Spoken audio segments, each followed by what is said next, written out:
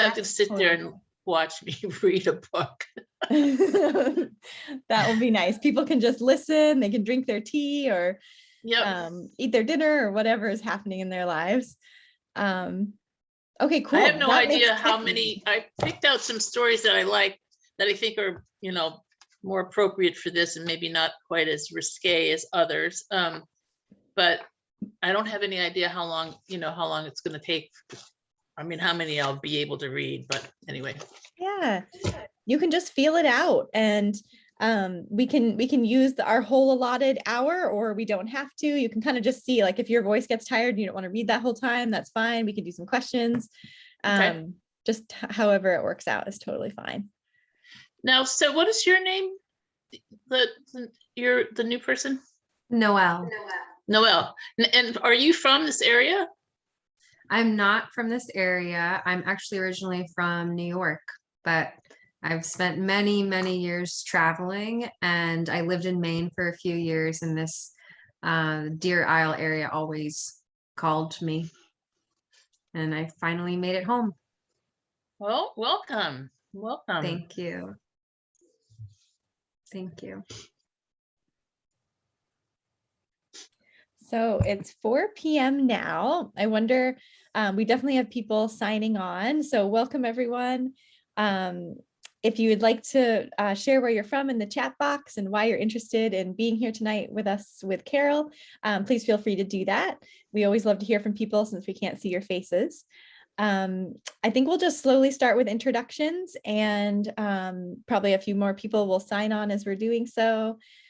I'm going to kind of introduce the webinar series and then pass it over to Noelle for a little bit of chat box, tech help, and housekeeping for how we're going to do questions. Does that still sound good to you, Noelle? Yeah, absolutely. Okay. I realized we hadn't talked in person about it yet, so I just wanted to make sure. No, it's fine. Cool. Welcome to another Friends from the Field webinar. Amazingly enough, almost to this date, we've been doing this series for 2 years now, and it's a collaboration between Blue Hill Heritage Trust, which is a community conservation organization for the Blue Hill Peninsula, if you're not familiar, if you're new to this series, and then Island Heritage Trust, which is a land trust for Deer Isle, Stonington, and the surrounding islands. And my name's Lander, and I'm the outreach coordinator for Blue Heritage Trust. And then we have IHT's outreach coordinator here, Noelle, as well, and she can introduce herself in a second. And we're so excited to have Carol back with us today because she was our very first webinar speaker back in, I guess it was 2020. And we felt so lucky to have her kind of start the series for us and try Zoom out for the first time during the pandemic. And so we're excited to have her back to share about her new book that she's written. And Carol she has a very diverse background. She was a midwife and delivered, I just learned, 1,200 babies, and was the first licensed midwife in New Hampshire, which is very cool. She's also a Maine Master Naturalist and is now a Maine Master Naturalist mentor and an author. So thank you, Carol, for being here. Let's see. I'm surprised you invited me back again. Oh, we're so excited to have you back. And if you would like to watch her very first webinar, it was on her nature journaling project for her Maine Master Naturalist final project. I'll put a link in the chat box for our archive of webinars, so you can check it out. I think that's everything I'm supposed to say, so I'm going to pass it over to Noelle for some housekeeping. I'm not sure I'm aware of all of the housekeeping. I think it's mostly just how to use the chat box, and that we'll have a little question and answer at the end. Well, that's that. Hello, everyone. I'm Noelle. So nice to be here and be a part of the IHT team. I'm really excited to hear from you, Carol. And if anyone has any questions, using the chat box to be the place to do that. And then at the end, when Carol's done reading, we will gather up those questions and hear even more from her. That sounds good. Awesome. And for those of you who have been joining these webinars for quite some time now, Noelle is the new outreach coordinator for Island Heritage Trust. So we're really excited to have her here with us. And yeah, you'll probably be seeing her around if you live in this area. All right, Carol, we will pass it over to you. Okay. So I wrote a book. It's a Bad Beaver Tales. It's just sort of a compilation of stories that I've been writing for a while, but a lot of it is about building our farm here at Bad Beaver. So it just sort of wanders in and out. I kind of picked more of the stories that have sort of a nature bent because I think that's I don't know, that's what I wanted to do. So one of the first stories I wanted to read, because I think it just happened this week. You know about the big night, when the salamanders and the wood frogs and all the amphibians are having their wild spring orgy. Well, I think it happened this week because I noticed that there were wood frog eggs in one of our vernal pools. So I'm going to read you this story about the big night. It's called High Heels and Headlamps. For many years, one of the items on my bucket list has been to observe the spring midnight mating frenzy of the ever elusive spotted salamander. I've heard about this legendary event, but have never had the privilege of witnessing it in the flesh, so to speak. I say ever elusive because about the only time the spotted salamanders come up from their subterranean existence is for one night in the spring when they return to their natal vernal pools of spring meltwater, to perform their secretive annual mating ritual. These pools are temporary, so predator fish are absent and the salamanders can breed in safety. This year, I was determined to be a salamander voyeur. I asked my friend, a naturalist, how to tell when the big night was about to happen. Dave is a veritable encyclopedia of natural history phenomena, especially when it pertains to lusting, mating habits, and procreation. Here's how Dave explained what to look for. In the first overnight rain, when the temperatures remain above 42 degrees, the salamanders only move under the cover of darkness and they migrate en masse to their ancestral vernal pools. They remain there for mating purposes, but need rain in order to migrate back into the woods. Obviously, rain, or the lack of thereof, is intermittent freezing and thawing can disrupt their migration. The males typically arrive first, just like wood frogs.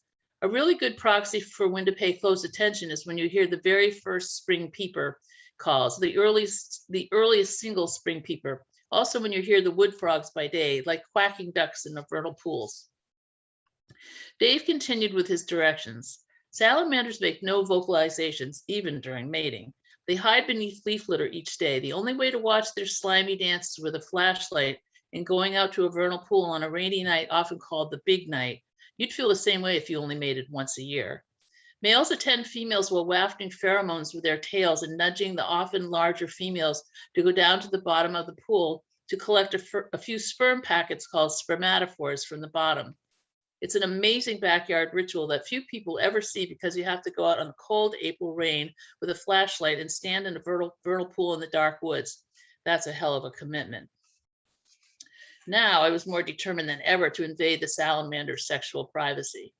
On April 10th, I was on Long Pond Road near the town reservoir when I heard a cacophony of quacking coming from deep in the woods. I followed the racket until I came to a large, beautiful vernal pool full of wood frogs calling and cavorting on the surface of the water. I just knew this would be the perfect place for the slithery rite of spring. That night there was a light rain, more like a drizzle really, but it had been such a dry spring that I was afraid I was going to miss the show.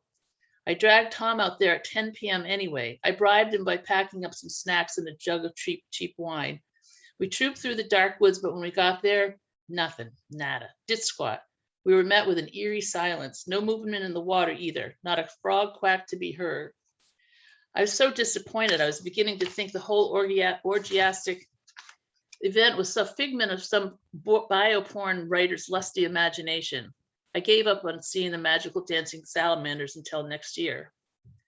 A couple of nights later, Tom and I went out to dinner at the Gaslighter. When we exited the restaurant, it was pouring rain, an unexpected torrential downpour. Driving home, frogs were crossing the roads en masse, and unfortunately, there were dozens of squish frog bodies littered everywhere. I said to Tom, "Oh my God, tonight is the big night." Because I wasn't counting on this and we had been out dining, I had on very high heels. Of course I did. But we did happen to have 2 headlamps in the car, so we headed back to the same vernal pool.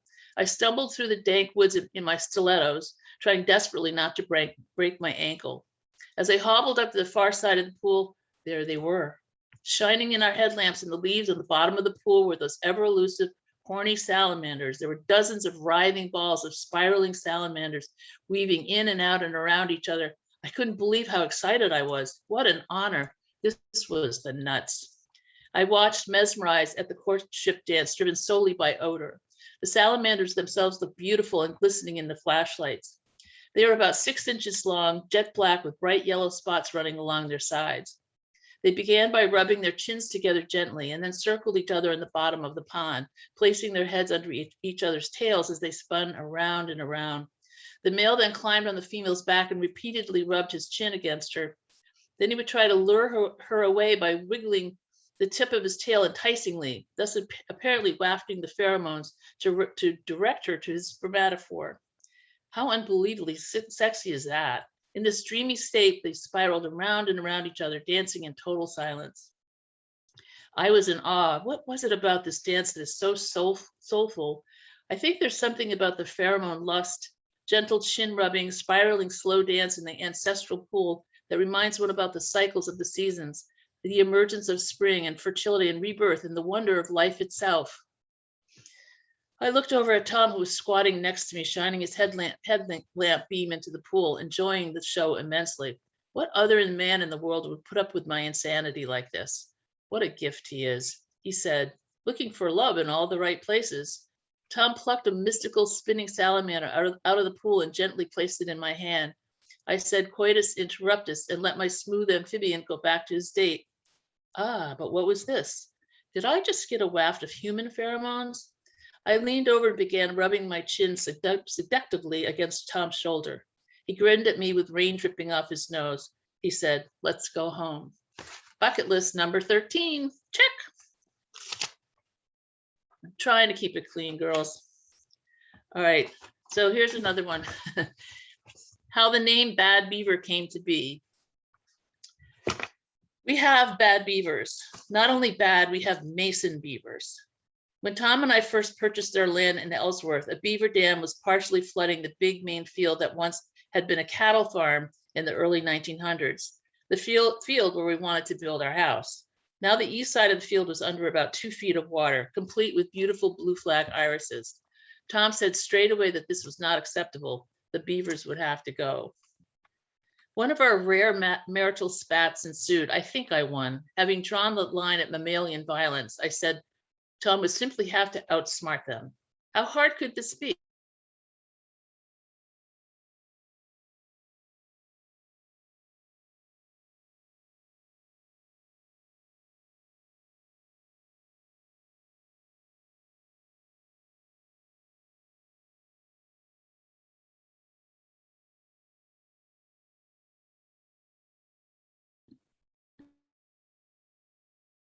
The field the next day, we saw an enormous swales dug through the field. Overnight, the angry beavers had dug trenches about 2 feet deep and 3 feet wide so they could float whole trees to repair the dam. Now the front of the dam resembled a log fortress complete with a sentry beaver. I thought to myself, uh-oh, I think this means war.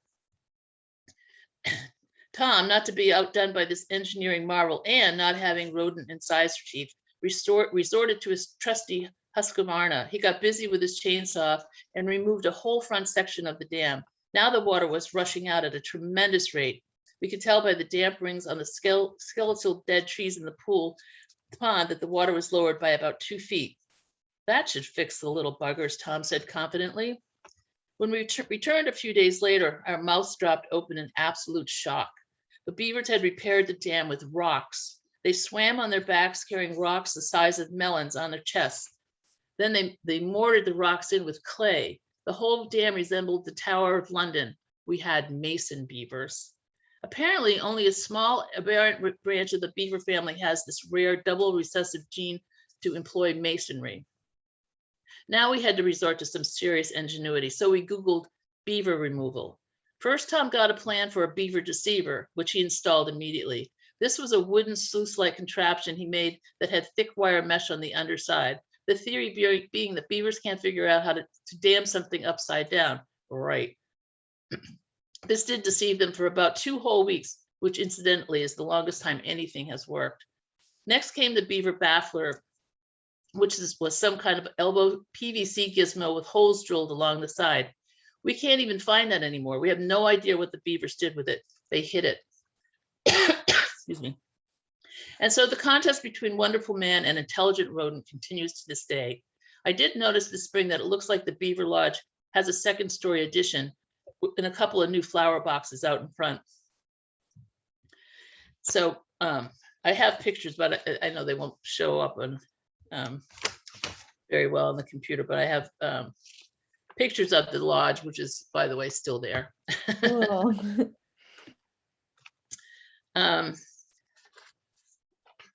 All right, hold on.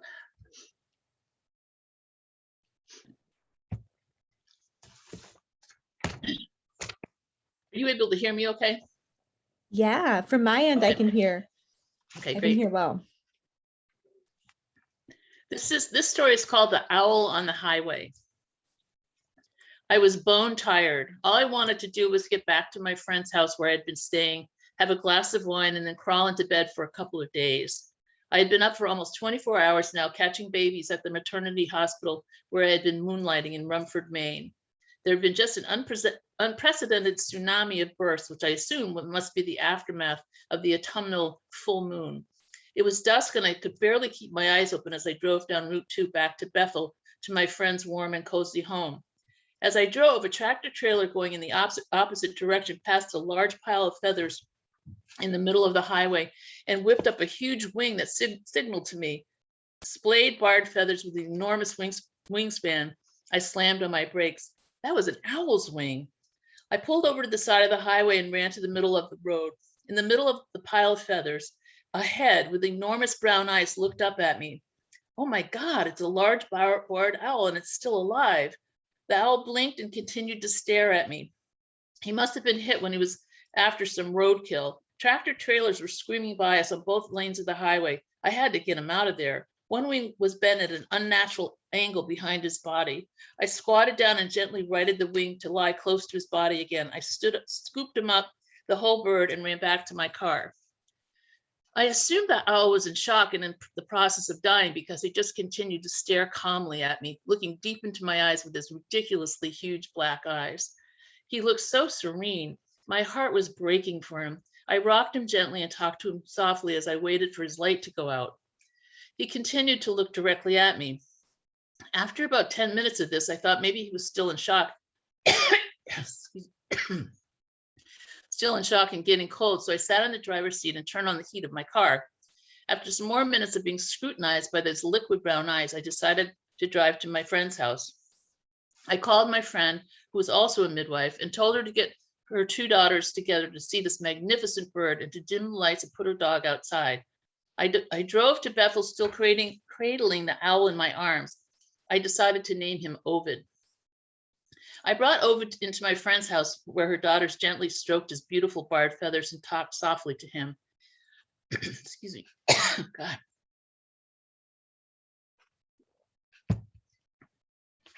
I realized what a wonderful gift it was to be in the presence of such a powerful raptor. The girls were delighted. After some more time passed, Ovid was still very much alive. I said, I guess we should bring him to the local vet to be checked out. The local vet was a little vexed because it was after hours and he was planning on going home. He was talking too loud for a dying bird. His energy was all wrong. He took Ovid from me a bit roughly, in my opinion, and proceeded to twist Ovid's neck around to see if his neck was broken, I assumed. Ovid did not like this vet one bit. Silently and with the speed of light, Ovid pierced through the fatty palm of the vet's hand with his razor-sharp talon, clean through to the other side. I was astounded, but I also think the vet deserved this because he was so insensitive. The vet hissed at me under his breath, "Get the damn talon out of my hand."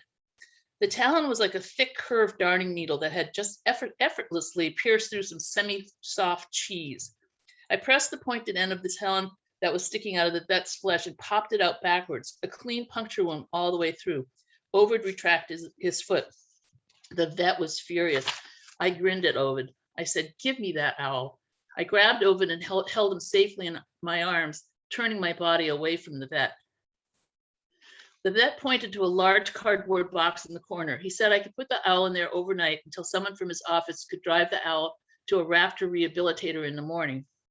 I declined his offer. I didn't want to see this powerful creature humiliated like that. I conned my friend into driving me to the raptor rehabilitator, even though it was an hour away and it was getting late. She and I gossiped about all the scandals at the hospital, what doctor was sleeping with which nurse, etc., all the way to the raptor center. I held Ovid in my arms, lightly stroking his lovely barred feathers. The whole time he was gazing up at me with those saucer-sized, round, brown eyes. My friend said, "That owl looks like he's in love with you." "I'm sure he's just in shock," I replied. We got to the Raptor Center, which is really a trailer in the middle of nowhere in Norway, Maine, with a lot of cages outside. The rehabilitator was expecting us. I walked in holding Ovid, and the owl expert's eyes got pretty huge as well. She said, "Hold on a minute." She went to a drawer and put on some long, heavy-duty leather falconer gloves. She grabbed hold of Ovid around his legs and snapped him free from me. Ovid, as if waking from a dream, rose up to his full majesty and unfolded his wings and let out a scream. His big beak, huge and yellow, I could see his tongue. I fell backwards from the compression of his 4-foot wingspan, pounding the air around him. Oh my God. Ovid hadn't been in shock at all. He'd been mesmerized. The owl lady said, "This bird could have ripped your face off. It could have been a disaster driving with him in your car like that. But birds like this can also tell when someone is being kind. He knew you weren't afraid of him, so he allowed you to care for him." I knew then that Ovid had given me the gift of being able to protect him. I will truly treasure and dream about those bottomless brown eyes trusting me for the rest of my life. Fortunately, Ovid's wing was not broken, only badly sprained. He stayed at the Raptor Center recuperating for 3 months. I got a letter with photographs of him being released back into the wild. My heart soared as I saw his big barred body and enormous wingspan effortlessly gliding over the tops of pine trees to freedom. And this is, I don't know if you can see it, but this is a picture of Ovid and me, and that's the Raptor rehabilitator. So he's, Oh yeah, we can kind of see it, I think, see a little him? bit.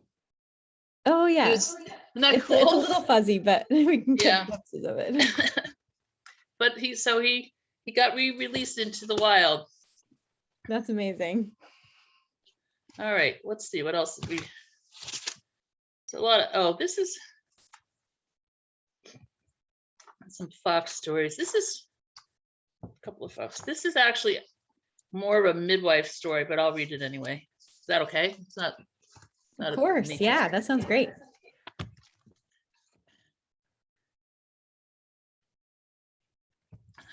Not used to reading. I used to do book readings all the time, but since the pandemic, this is like one of the first times I've actually talked this much in 2 years. Totally. You're doing great.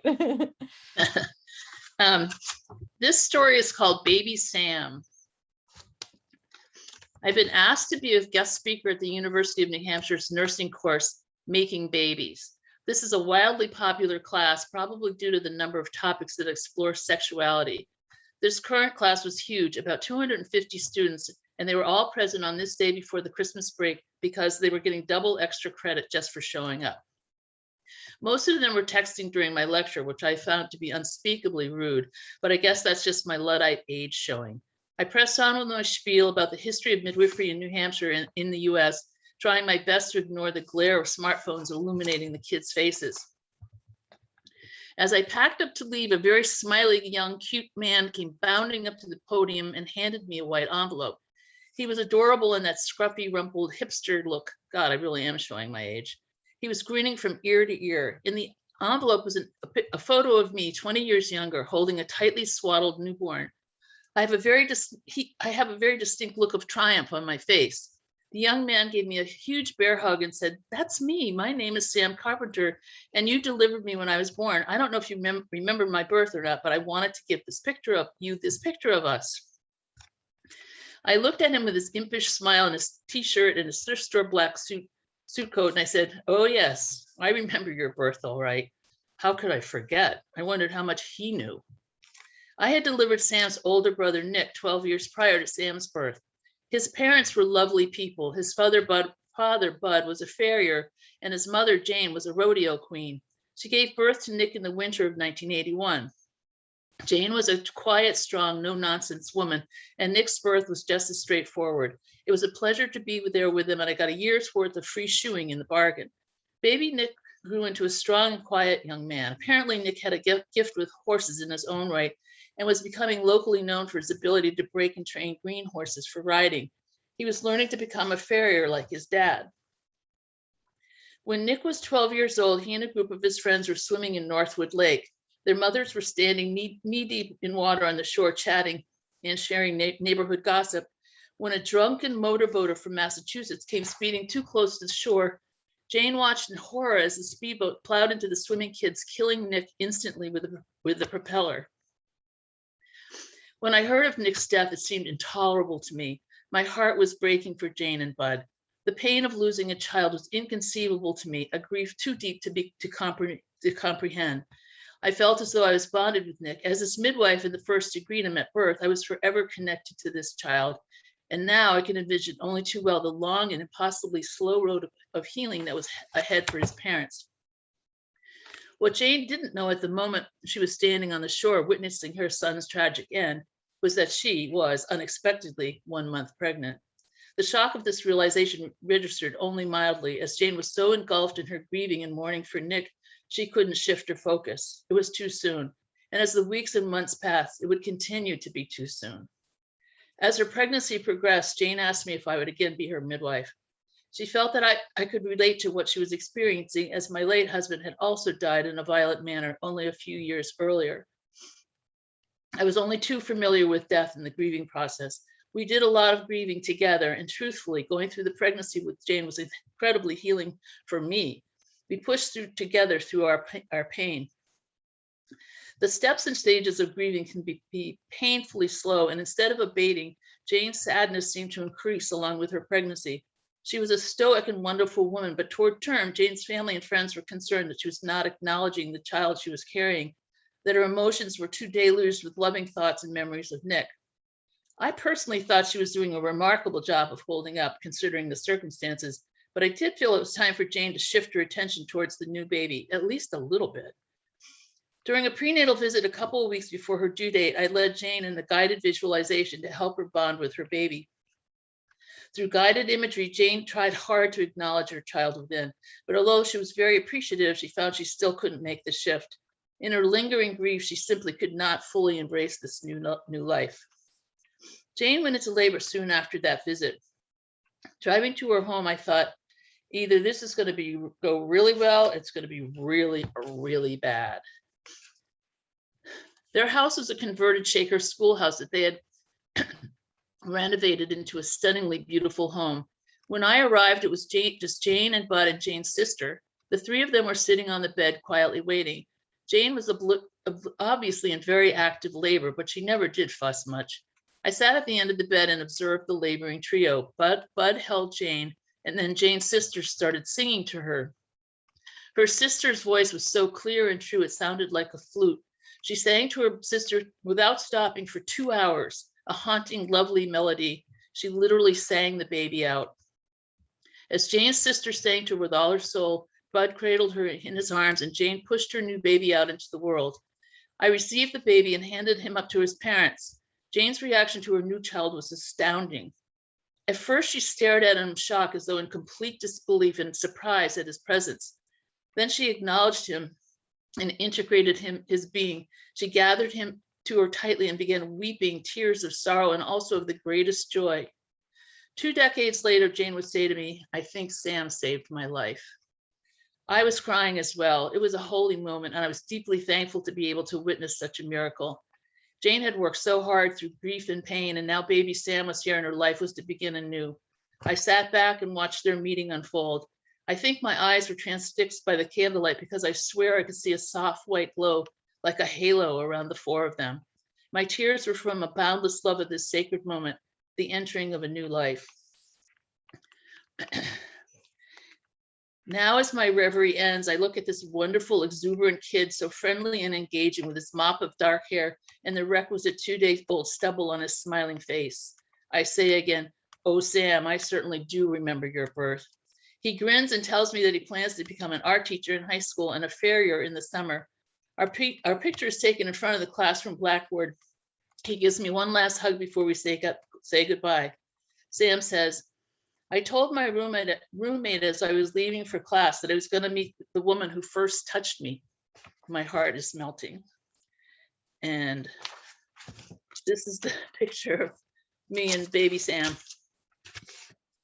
I don't know, can you see it? Wait. Oh my goodness. Isn't that cute? Wow. That's amazing. What a story.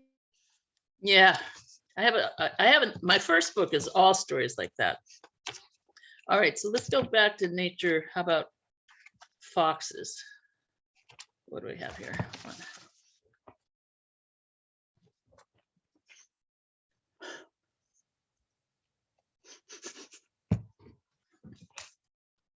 This is called A Scream in the Night. I just heard a vixen scream, the sound of foxes mating outside my bedroom window. I am amazed because even after half a century of knowing what this sound is, it still makes the hair on the back of my neck stand up and makes me hyper alert. Now I know that when I hear that blood-curdling scream, the mating foxes are locked in a backwards copulatory knot, which can last for over 2 hours. God, I would be screaming too. But now this haunting sound makes me smile as I remember the first time I ever heard it. I was a 12-year-old prepubescent girl, and for some reason I had fallen asleep on the padded window seat in my family's sun porch instead of my bedroom. It was the middle of the night and the jalousie windows of the sun porch were open. I sat bolt upright as I heard the unmistakable sound of a woman screaming in intense pain. My heart was beating like a drum and I felt a little nauseous. Then I heard it again. It was definitely a woman in terrible trouble, maybe even being strangled. I could barely breathe, but I slipped on my sneakers and slid out the side door of the sun porch and ran across the lawn, then through the large field toward the sound. It was very dark, but there was enough of a slight new moon to make landmarks eerily identifiable. It sounded like it was coming from the little pond that I had named Cherry Pond for the first spring blossoms of the wild cherry trees surrounding the water. I had no idea, obviously, what I would do exactly when I found the source of terror. I just knew I had to help this struggling woman. When I got to Cherry Pond, the screaming stopped. I sat quietly with my heart pounding in my ears and waited, shaking uncontrollably. When I heard it again, it was so close by that I also heard a soft whoop, whoop, whoop, whoop, whooping sound accompanying this terrible scream. Oh, so it was animals. With tremendous relief, I lay back on my back in the tall, dry grass and stilled my heart and listened with wonder at the horrific primal sounds. I had not a clue what was going on, but the emergent nature of all of it had dissipated. The tension drained out of my lips and fingertips. I watched the clouds scudding quickly across the small crescent moon, a fingernail moon, as my mother called it. Eventually, the screams stopped, and I didn't hear them again. The next day, my mother was unloading our fabulous new 1960s avocado-colored dishwasher. I told her about the screaming and about going to investigate in the dark. She was accustomed to her oldest and most feral child running around in the woods and streams unfettered. She said, Carol, did it ever occur to you to be afraid? I answered honestly, no, actually, I thought it was pretty cool sounding. She stopped what she was doing and she gave me what my siblings and I call the look. Then she sighed and continued putting dishes away. Now, as I lie in my bed, I am in wonderment where my life has led me since that night. Little did I know that my entire life would be enmeshed in the primal sounds of women crying out in the night in their agony and their ecstasy as they brought forth new life, as in due time, the mother vixen would soon be licking the blood and fluid off her newborn kit. New life, and that there would be 1,000 women, and 1,000 times I watched the moon as they cried in fear and in joy as their bodies and souls made that sacred journey. New life, and that I would be so honored to witness this miracle over and over and over again. I believe my path was preordained in the moon on the night that a brave young girl ran toward the scream. Okay. There's another fox story. Wonderful. These are amazing, Carol. Really You've heard that, you know, you've heard that scream though, right? Yeah, in I the think night. I have. It's pretty astounding. But an hour, 2 hours? Yeah. Yeah. No. Yeah, it's a long time. Yeah. Okay, this one's called My Bloody Valentine. I opened my eyes and realized it's Valentine's Day. I am excited because I get to spend the whole day with Tom, and he's taken off from his compulsive work schedule to appease me. I roll over and pinch him. He squints one sleepy eye open. I say, "Happy VD, Tom." He yawns and stretches. "So what do you want to do today?" I say, "What I really want to do for Valentine's Day is look for fox blood in the snow." Tom rolls his eyes and looks up at the ceiling. He stares for many minutes before he sighs. Some people really know how to party.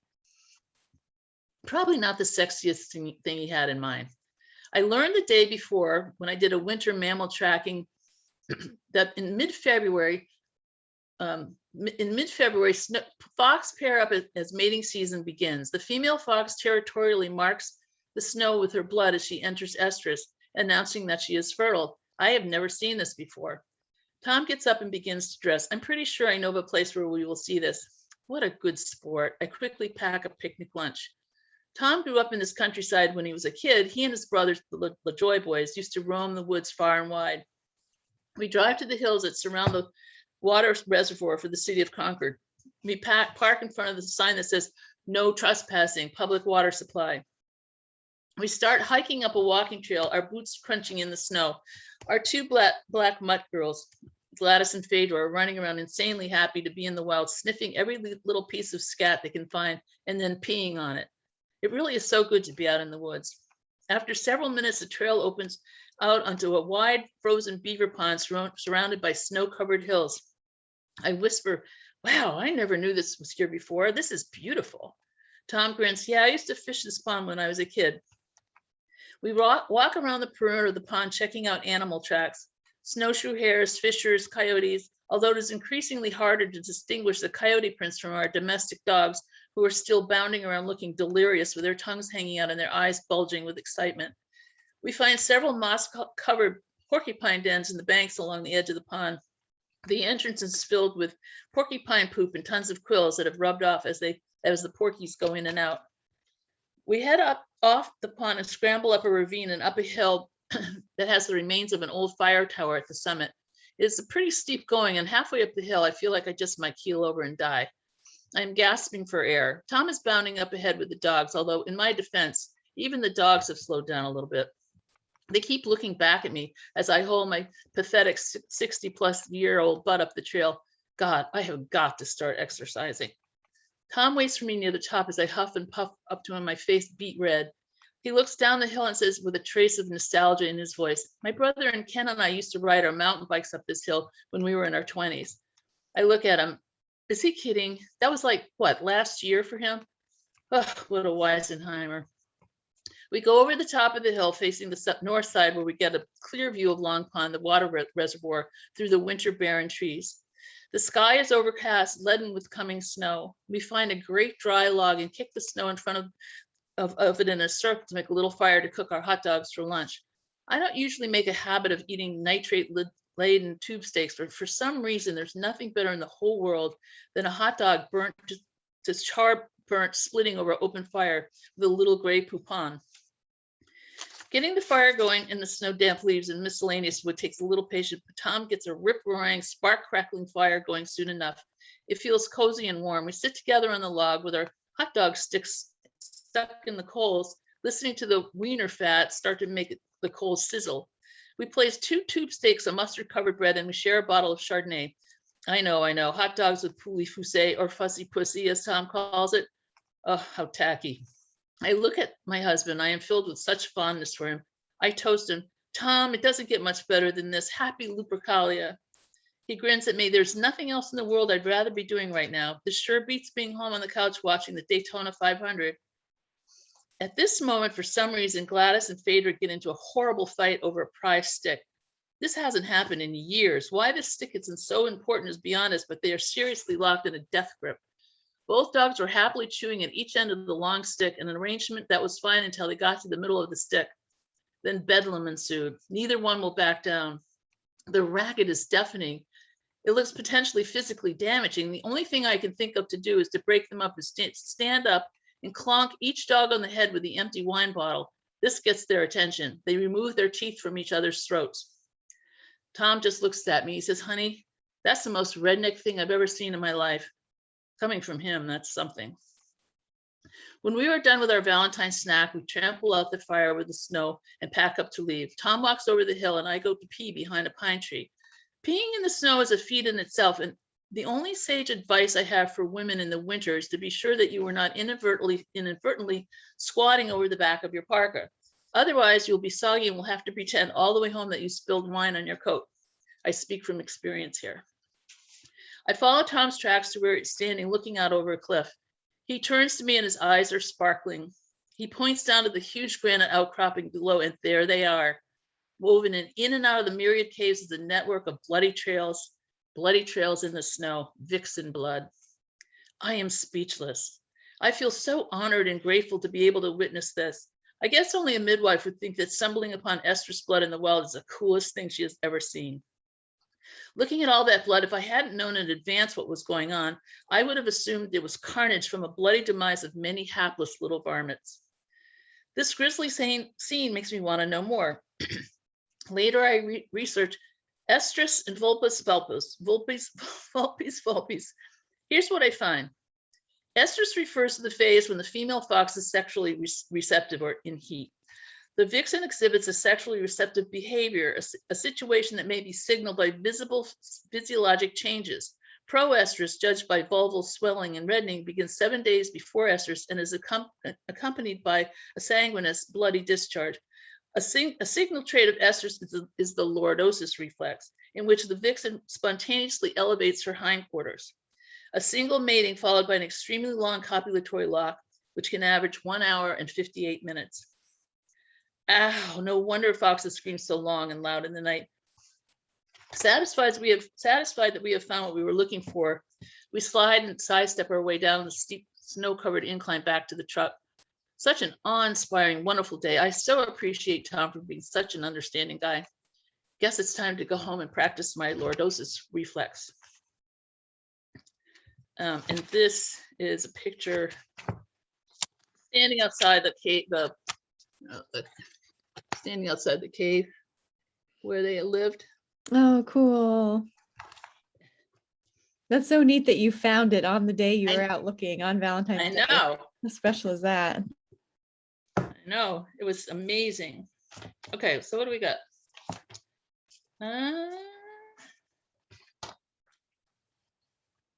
Oh, I have a story. This story is a little story inside a bigger story, but I'll just read you the.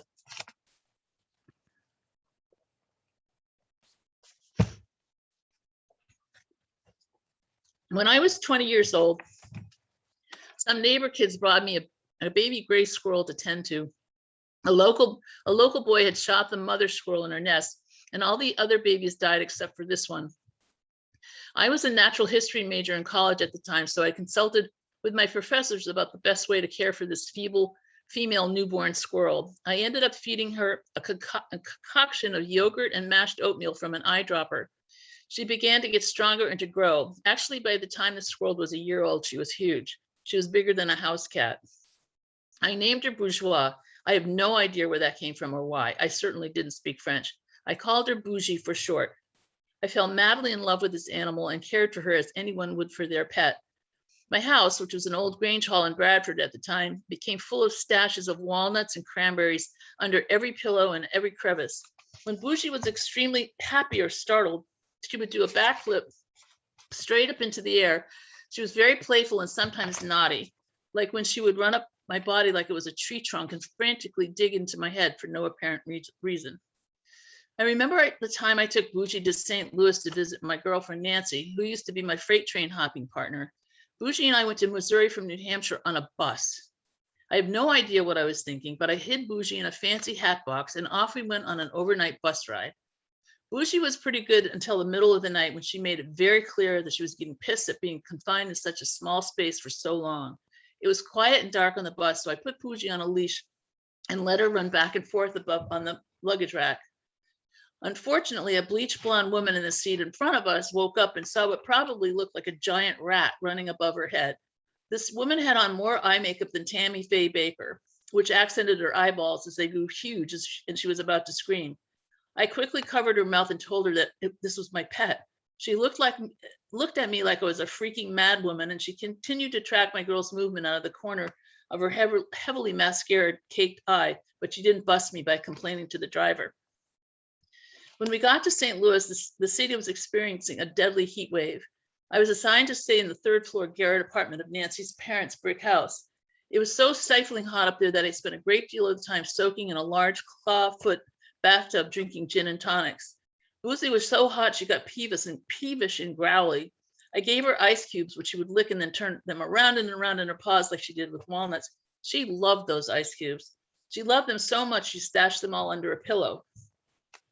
Boujee spent a lot of time lying spread-eagled next to me along the cool porcelain rim of the tub. She was panting. Me too. We were from New England, so this sultry heat was kicking the snot out of us both. When Boujee got too hot, she ran to the pillow to retrieve her ice cubes. She dug further and further under the pillow, and when she discovered they were gone, she turned to me and started chattering at me in full blast in what I can only imagine were the worst cuss words that a squirrel could come up with. When I started laughing at her, that only made her madder. She was ripshit. She ran back and glared at my glass, which was full of ice cubes that she just knew I had stolen from her. It was the only time I was actually afraid that she might bite me. When Boujee reached sexual maturity, she got bitchy and moody like any other pubescent female. She started hibernating in the fiberglass insulation of the attic of the Grange.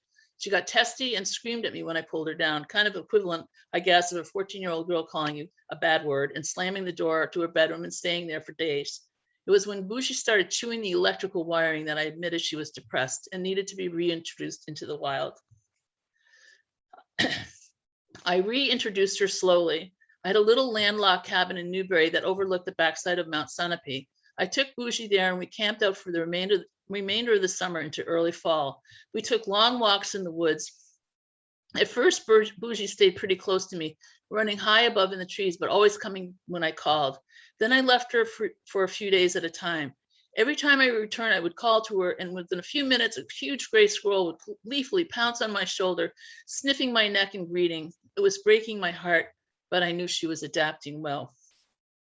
The waiting time it took for her to return to me got longer and longer and longer until she finally didn't return at all. All right, what else we got here?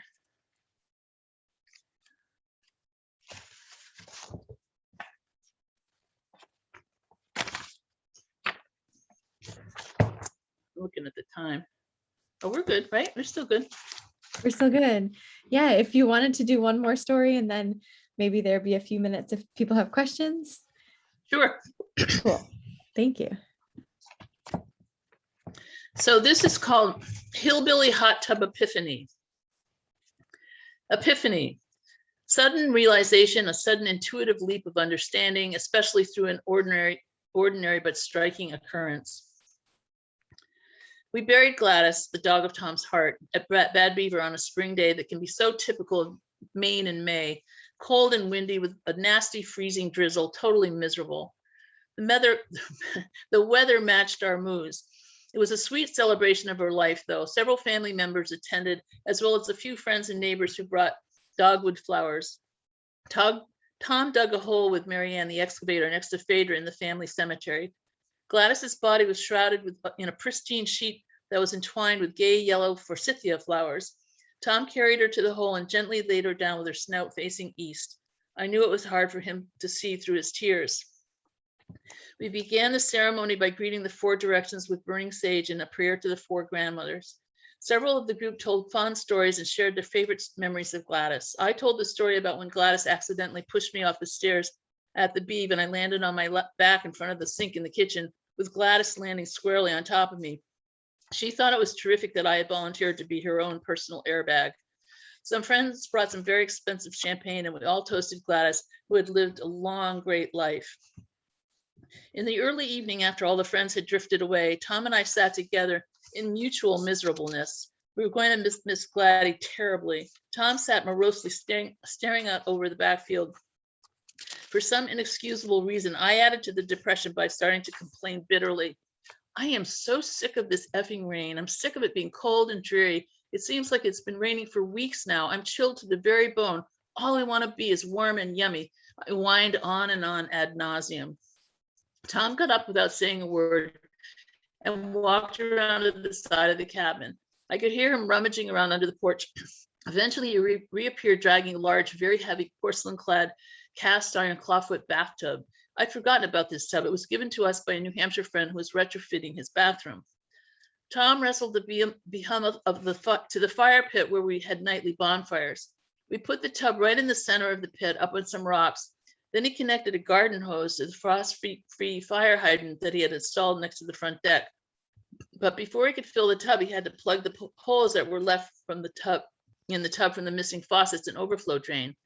Tom, being Tom, just happened to have two 1.5-inch corks that fit perfectly in the hot and cold water faucet holes, but the overflow hole was a big problem. The hole was 2.5 inches wide. I have to admit, at this point, I was thinking we just have to make do with the water level being only halfway full, but I should have known better by now. Tom disappeared under the porch again and came back with the top of an old, inexpensive styrofoam beer cooler. He traced the circle on the cooler top, cut out the styrofoam circle with a utility knife, plugged the hole, and started filling the tub. I have to say right here that once the styrofoam got swollen a little bit from the water, it didn't even leak a drop. Then he made a raging fire under the tub with cedar kindling that was left over from making cedar shingles with a shingle mill. Cedar burns like hell. It only took about an hour for the water to get toasty hot. I was a little fearful that the iron in the tub might conduct the heat and get dangerously hot from the fire and cause second degrees on my delicate bum. But I was pleasantly surprised that the tub itself stayed cool. The porcelain on the rim was actually cold to the touch. The water had absorbed all the heat. I slid like a grateful whale into the deep, hot depths. Then Tom handed me a glass of wine. I said, Tom, you have no idea how much I love you right now. He turned and walked back into the camp to read Cops and Courts in the Ellsworth American. As I floated in my warm and delicious watery cocoon, my reverie deepened. The spring peepers were making a deafening racket with their frenzied mating calls down at the beaver pond. I was astounded to see a light in the sky, a star. The overcast skies had cleared and the clouds scudded away to reveal a single bright evening star. It was startling to see heavenly light again after weeks of dismal fog. I breathed in the crisp night air mixed with wood smoke. I became acutely aware that I was floating in a watery realm above a raging fire. The seeming impossibility of this spiraled me back to the prayers we had said that afternoon for Gladys, prayers to the four directions. As I floated in my amniotic abyss, I could feel the solidity of my body, my buoyant weight and the lessened pull of gravity. I thought of Gladys's body now in the ground, of her flesh and bones and her skeleton that would become a natural feature and merge with the earth and return to the soil and dust of our land.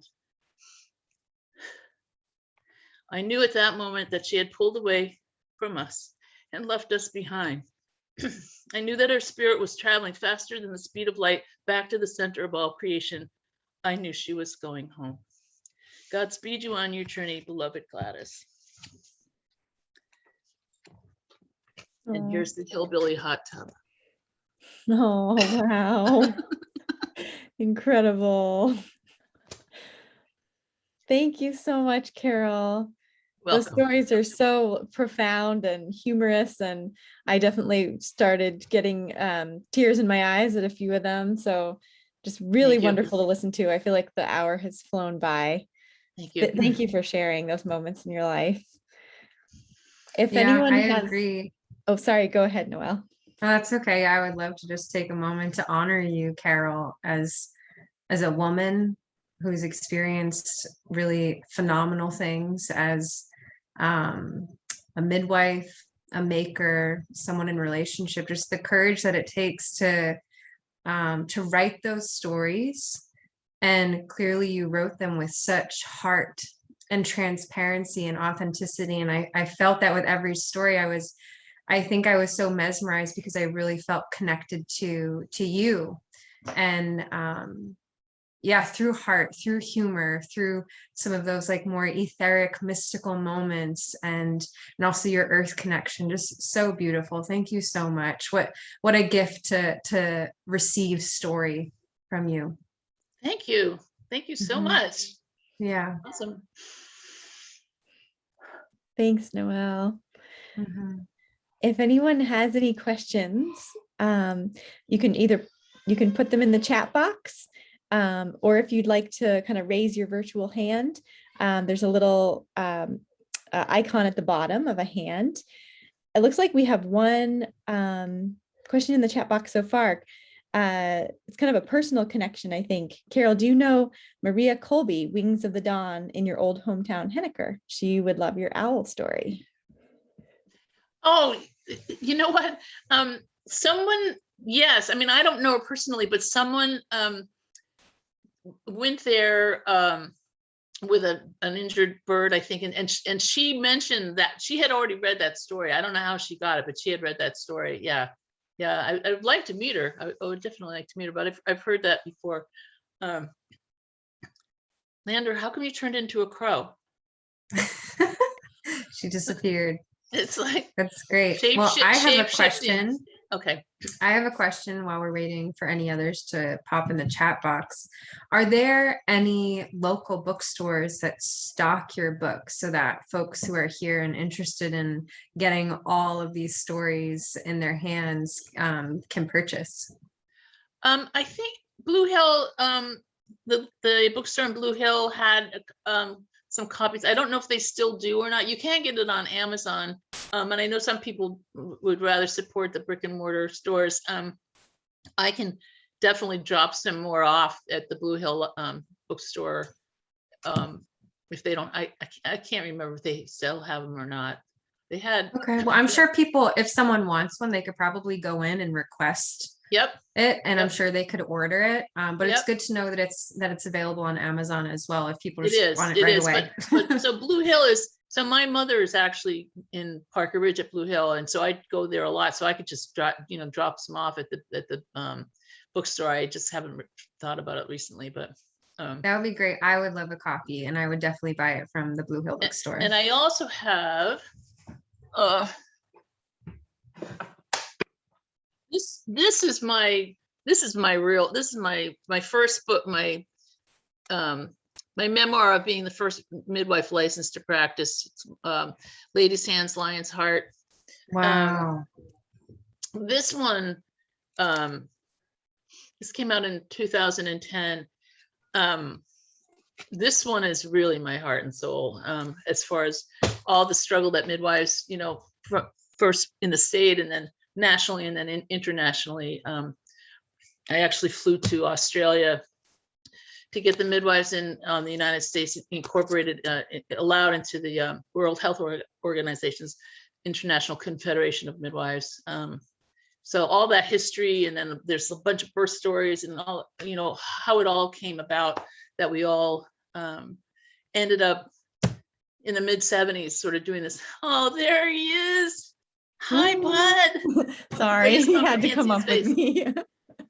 Lander, raise the head. I can only see his little bit. Oh, hi. Look at those cheeks. Everybody. What a chunk. Yeah, hi, Sylvan. Those are the best cheeks. Thank you for letting him say hi. I want to pinch those cheeks. He has some pretty good ones. Carol, I definitely would love to read your midwifery book as well. I'll get a copy to you. I'll bring it to Blue Hill Heritage Trust. Yes, leave it there. Okay. That would be amazing. I can also go to the Samantha's bookstore at Blue Hill Books as well. As Noelle was saying, that's total. I can totally do that as well. Okay, I'll let you know. I'll let you know. So that book has. So basically, what it was I was trained by an old country doctor. It's a long story, but it's all in there. I was trained by the only country doctor in New Hampshire who was still doing home births, and so I got to have all that great medical training from him. And then in 1976, was the first International Confederation of Midwives in El Paso, Texas, the first conference of midwives in the US. And there were 150 of us at this conference, and we had never met each other.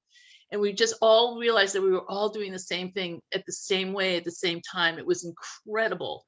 And that was the beginning of the midwifery organizations in the United States. So wow, yeah, that's incredible. yeah, that was pretty cool. It was really pretty cool. And they were still all my friends. I mean, they were all, I have this great pictures of us. I think it was in 1980, we started our national organization, and there's about 20 of us standing in Boulder, Colorado.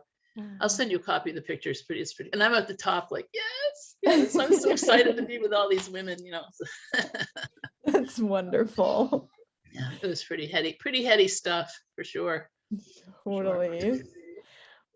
We have some really nice comments in the chat box, Carol. I don't know if you can see them or not, but Carol Gregory says, thank you for such wonderful stories and sharing your life and experiences. And Maureen says, thank you for sharing your stories. I look forward to getting your books and reading more. Thank you for sharing in the chat box, everyone. Cool. If you have any last minute questions, feel free to put them in the chat box. Otherwise, I know we're just at time. It's almost 5 p.m. This presentation or this book reading has been recorded.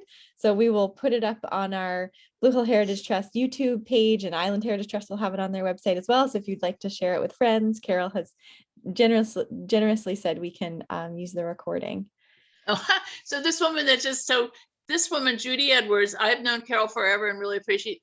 So I was the first lay midwife in the state of New Hampshire, and she was the first nurse midwife, certified nurse midwife in New Hampshire. So we had to protect each other in the old days, and she did a lot to help me out. So it's really great to see her. That's really fabulous. Oh, that's so Thank you so wonderful. much. Thank you to both of you, to Carol and Judy, for holding that and paving the way for more freedom in birthing for women. Which I love the question that came through from Bundy, is it? Yeah. Yeah, Carol, is midwifery still attracting women to the profession? Is it more important than ever? Yeah, it's so now, I mean, it's really interesting because we had to fight so hard against all the damage that was done to midwives in the turn of the 19th century, the turn of the 1900s. The doctors one way they disparaged especially some of the Black granny midwives was they withheld the use of silver nitrate to put in babies' eyes to prevent gonococcal infections and blindness in the eyes. And so when babies if they got blinded, they were saying these midwives are too ignorant and they're dirty. And so anyway, some midwives were driven out of practice, and we were actually made illegal. When I started, because I was the only midwife, I got threatened with practicing medicine without a license all the time in the beginning. But anyway, so now midwives, because of the work we did from the mid 70s, midwives are considered to be part of the obstetrical team. I mean, I was called a witch doctor and but now everybody said, yeah, it's part of the obstetrical team, and it's considered to be common practice to have a midwife if that's what you desire. So we accomplished a lot in that short period of time to rebirth the profession of midwifery. And there were some amazing women, but we did it. And Judy's one of them, the one who was just there. So it's really incredible, Carol. I can say for one that I don't know how I would have had Sylvan without a midwife. I feel like that partnership is so incredible. So I'm so grateful to midwives just from my own personal experience. Great. Oh, I'm so happy to hear that. I really, really am happy to hear that. That's awesome. Absolutely. Wow. Well, thank you again, Carol. Thanks for having me. Thanks for having me. Thank you so much for joining us. Bye, again. guys. Thanks for replying. Thank you all for joining us tonight. Hope to see you another time. Bye. Bye.